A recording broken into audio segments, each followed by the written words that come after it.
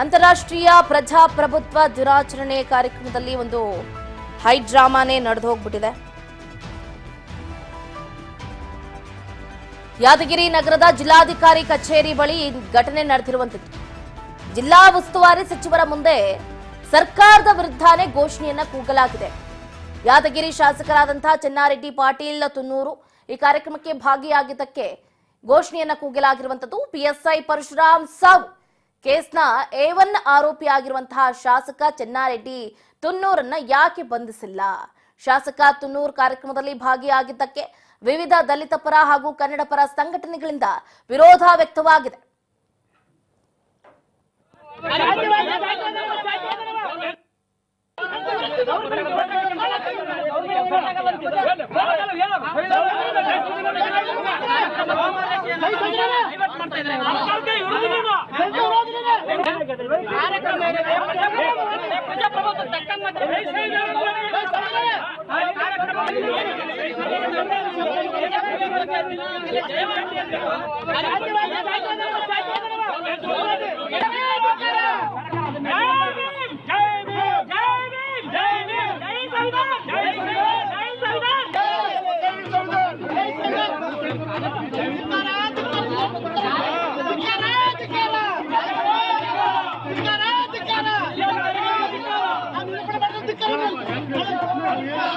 ಕಾರ್ಯಕ್ರಮನ ಇಡೀ ವಿಷಯನ ಡೈವರ್ಟ್ ಮಾಡ್ತಿದ್ರೆ ಜೈ ಹಿಂದಂತೆ ಗವರ್ಮೆಂಟ್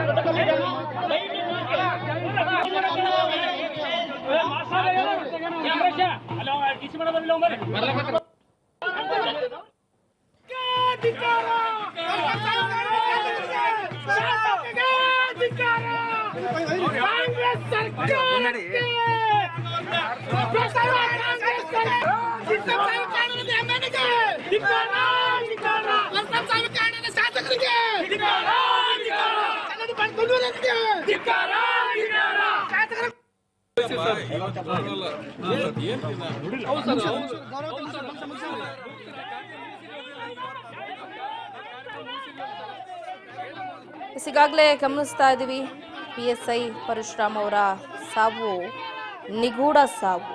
ಆ ಸಾವಿಗೆ ಕಾರಣ ಚೆನ್ನಾರೆಡ್ಡಿ ಅಂತ ಈಗಾಗಲೇ ಒಂದು ಕಡೆ ಸ್ಪಷ್ಟ ಆಗಿದೆ. ಆದರೂ ಕೂಡ ಚೆನ್ನಾರೆಡ್ಡಿ ಹಾಗೆ ಆತನ ಪುತ್ರನನ್ನ ಇನ್ನೂ ಕೂಡ ಯಾಕೆ ಬಂಧಿಸಲಿಲ್ಲ? ಇಲ್ಲಿ ಕಾನೂನು ಸುವ್ಯವಸ್ಥೆ ಹದಗೆಟ್ಟಿದೆ ಅನ್ನುವಂತಹ ಆರೋಪ ದೊಡ್ಡ ಮಟ್ಟದಲ್ಲಿ ಕೇಳಿ ಬರ್ತಾ ಇದೆ.